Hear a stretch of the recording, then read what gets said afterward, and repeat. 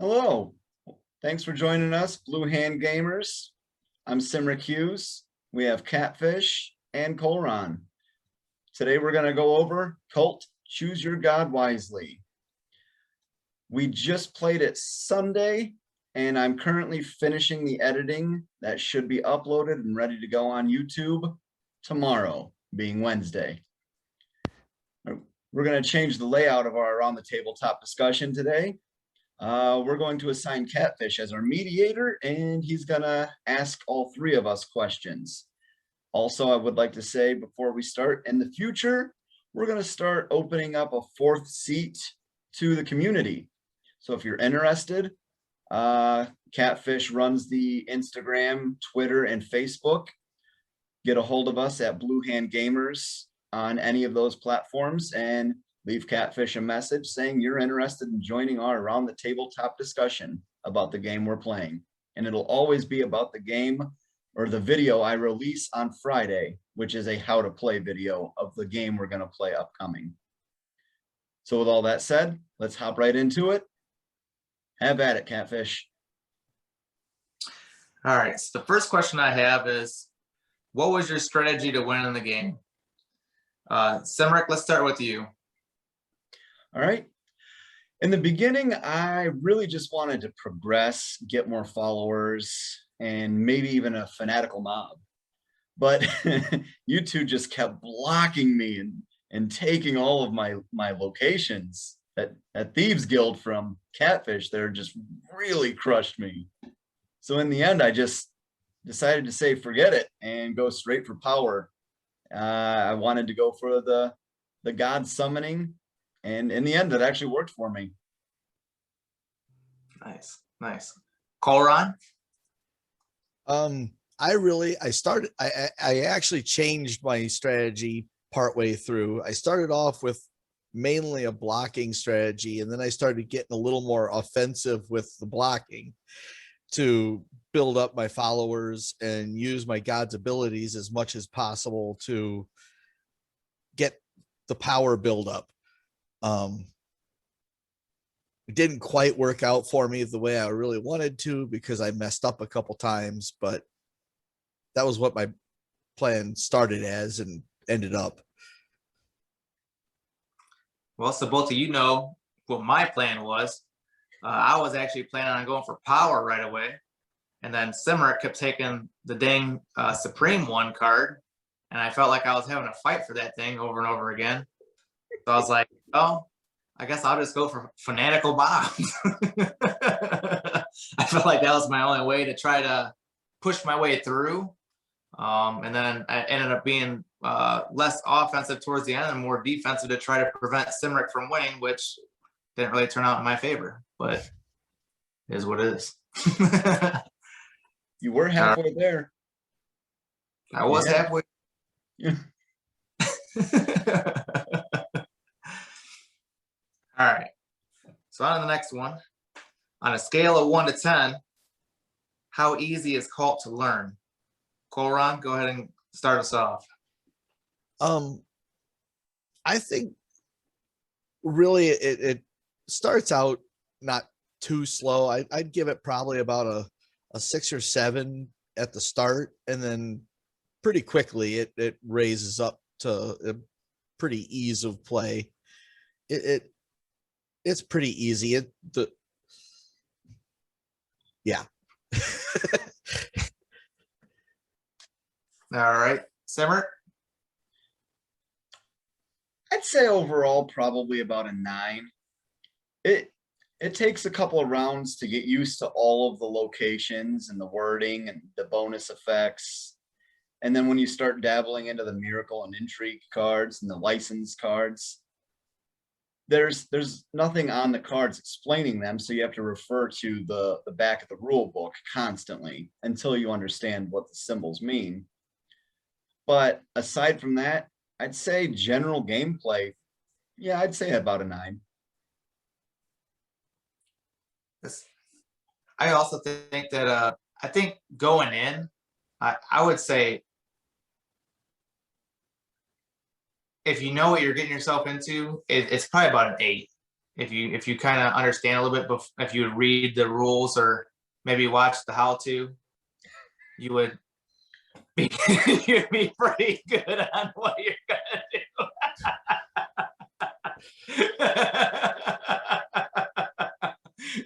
I'm sure it's a very good how-to.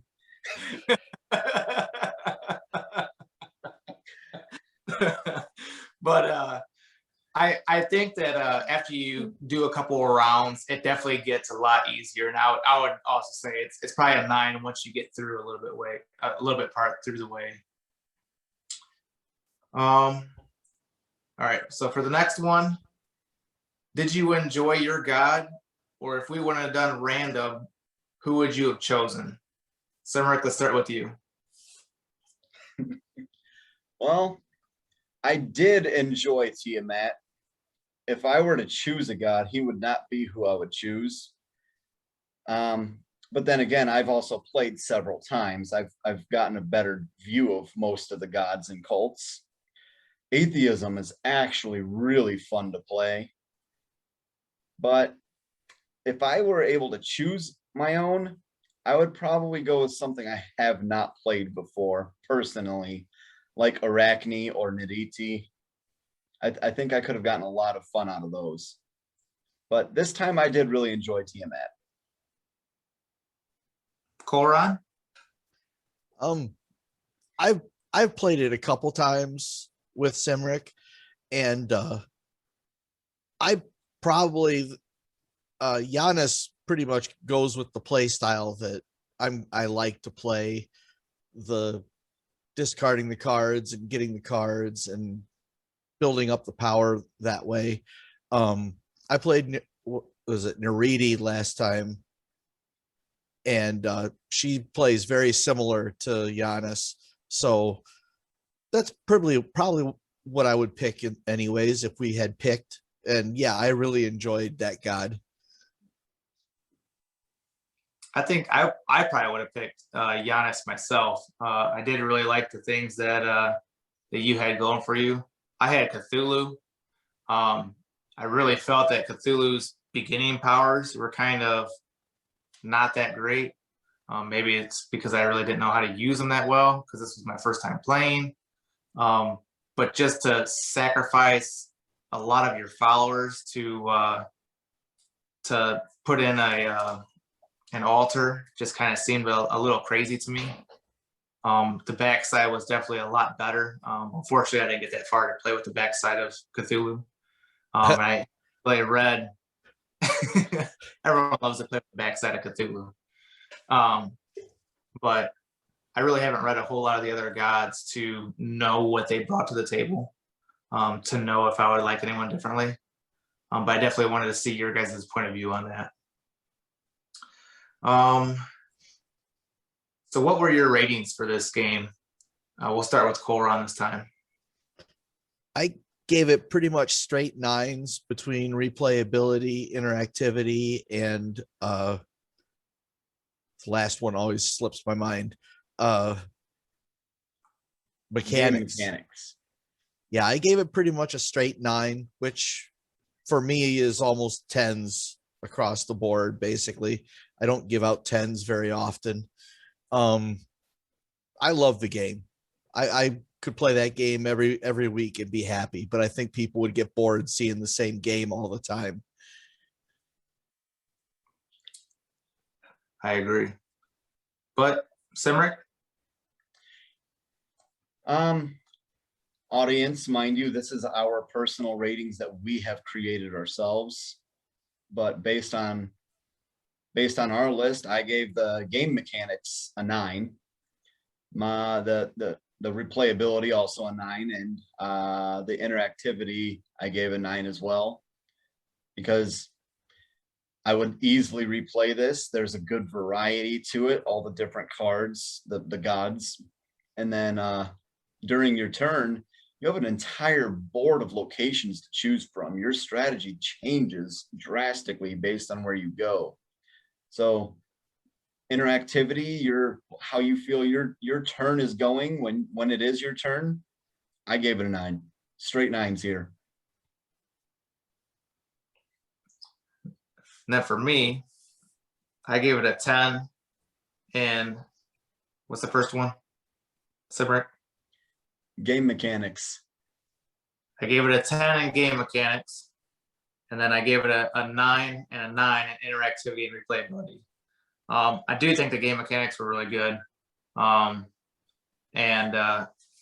it was almost like a hard strategic game of chess playing against these two. You could kind of see what they were up to, but you would have to strategize what you were going to do almost based on what they were going to do, and also try to focus on what your end goal was in order to get to where you wanted to get. And I think the replayability of this game is very high. It's definitely did earn a top spot for me on my game list. I definitely would love to play this one again. All right, Simric, let's start with you. What was your favorite thing about Colt? I would say my favorite thing is probably, man, I'm at a loss right now. There's just so many things about this game, that the worker placement, the different abilities from gods. I would say my favorite thing about cults would be probably the variety of gods themselves. There's 8 different cults, and they all have their own special, unique abilities. And then those abilities change when you go to the dark side, when you summon them the first time. So I would say, yeah, the gods variety is mine. I like that. I like that. Koran? The people I'm playing with. Aww. It's just, any game is great when you got great people playing with. You have a good time, even losing. That's how I survive.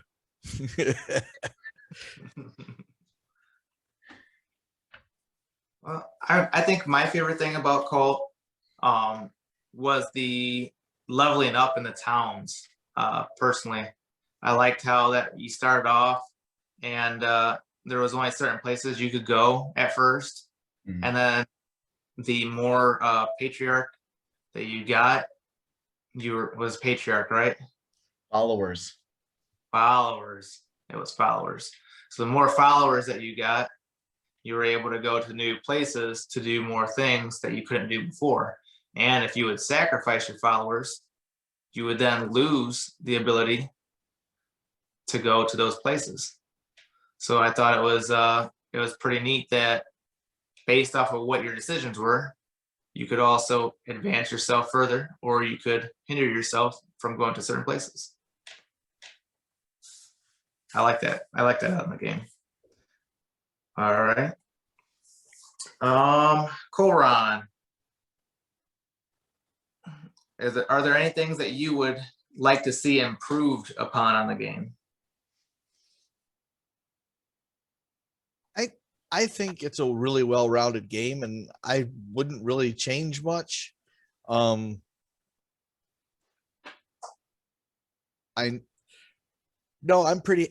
like the game just the way it is. It has a little bit of a learning curve at the start, but once you learn what the card pictures, what the pictograms mean, then that's not a big deal.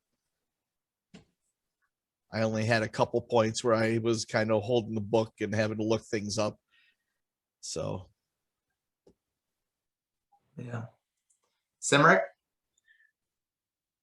Overall, I greatly enjoy Cult. Played it several times. If I were to change anything, my only real thing I would change would be the meeples. I mean, I love meeples. I just personally don't think the little wooden meeples fit that well in this game. I would prefer like a plastic mini that is smaller than your patriarch. Yeah.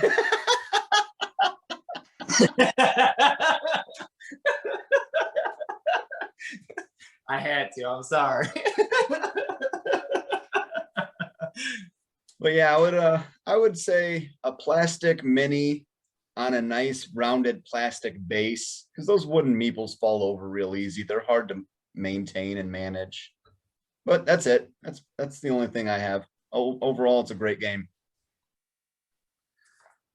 Me personally, I think the images and the cards to improve the replayability of the game, I would actually put wording down there so you would be able to know what the cards are. For us, we don't play games back to back very often. So if we play a game, we might play it this month. We may not play it months down the road. And then when we come back, it's almost like I'm relearning those symbols all over again. So I think that would help us out tremendously if we were going back to the game, if it had words down below that we were reading, that I would be actually be able to know what they are instead of referring back to the book to figure out what I'm doing. I agree. And then for my last one here, Koran, let's start with you. What is your view on the way that you can earn coin versus the way that you can spend coin? Well, just like anything, coin spends faster than you can get it. I had a little bit of a hard time getting some coin, but yeah, it's tougher to get coin than it is to spend it. There's so many things you can. I don't have any right now. Sorry. Yeah, it makes, I think it balances pretty good. It shouldn't be easier to get coin than it is to spend it. So the fact that you have to spend out so much to get the cards and everything, it works out fine. Simmer? Well, I'm geeking out a little bit because my comment is based on the both of you suck. I always had coin in my pocket because no matter what, you guys were blocking me from locations. Sometimes all 3 or even 4 of my turns or locations were blocked by you guys. And every time you fail a location, you get alms or like that little extra bonus money. So yeah, I always had money. But yeah, I've noticed Catfish all early game had like bank. He had well over 20 plus coins. Colron had a nice collection of coins, but that was because he was taking the trade district almost every round. But then he was spending it on his god ability. But I thought it was fair how you gain coins several different ways as opposed to how quickly you spend it. But it was fair. I would agree with that. So I did have a lot of coins early game, and that came from one of my cards that I sold. I believe I got like 12 or 13 coin from one card, somewhere around from there. And I didn't really go and get coin early on, and so I got that one card that allowed me to win, even though if I lost, I still got the benefit from that area. And then after that, then I got the ties, and that really helped out. That's kind of why I put my hand out on Koran, because you'll see me when you're watching. I put my hand out every time that they would hit one of my spots when I had tied to collect my coins. that hurt me a couple times, kept me from doing what I needed to do. Yeah, when you have to choose between where you're going to place your meeples at and whether or not you want to spend a coin because you need to use that coin for what you're planning on doing, kind of makes it a little rough, especially when someone owns about half of the map. I wish someone could turn me into the Monopoly guy right now. Oh, but other than that, Simric, is there anything else that you want to add? No, I thought we did a pretty good job discussing the game, the playthrough itself, and the mechanics.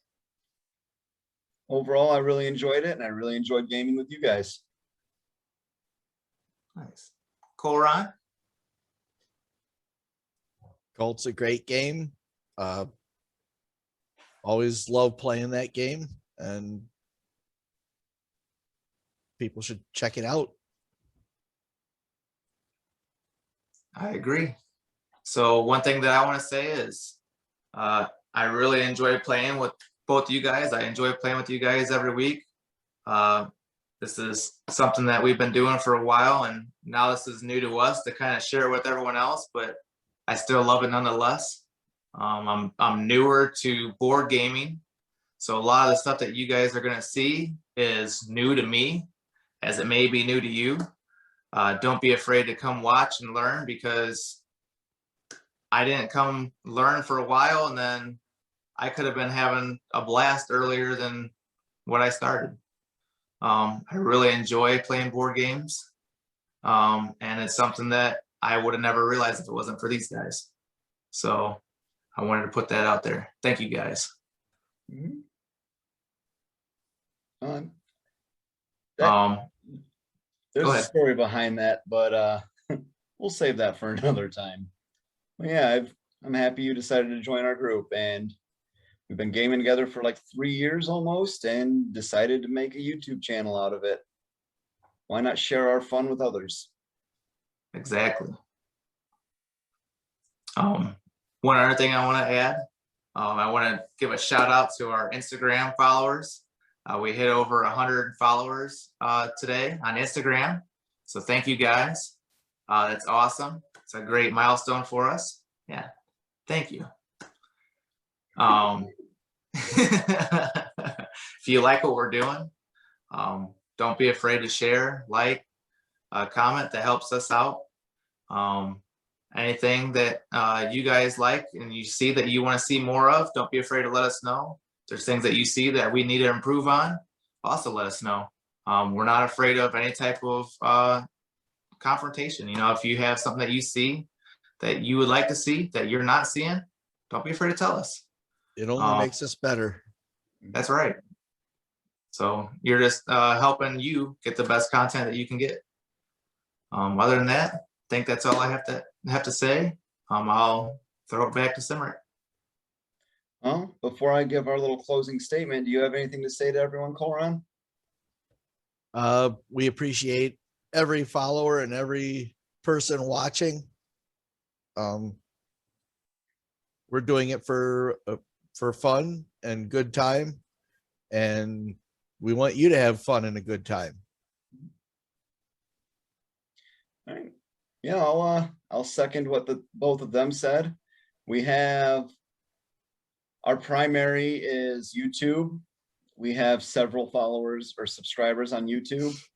We're not the kind of group that's going to go out every single episode or video we post and just start begging for likes and subscribes. That's up to you guys. We're going to do this whether we get a whole lot of people follow us or not. We're having fun. We're playing games. Why not throw it out there for all of you to see? I will say we are on Facebook, Instagram, Twitter, and TikTok is slow going, but we have a TikTok channel. I'm old. I don't know TikTok. You're old. Gotcha. Yeah, our primary is YouTube. That's where most of our major content gets released. So yeah, come by, look up Blue Hand Gamers on any of those platforms. Check out any of our stuff. Catfish does a fantastic job running the social media sites. I do all of the editing and filming. I know I'm not a professional, but I'm learning every time. And overall, we're just having a great time gaming. So join us. We are Blue Hand Gamers.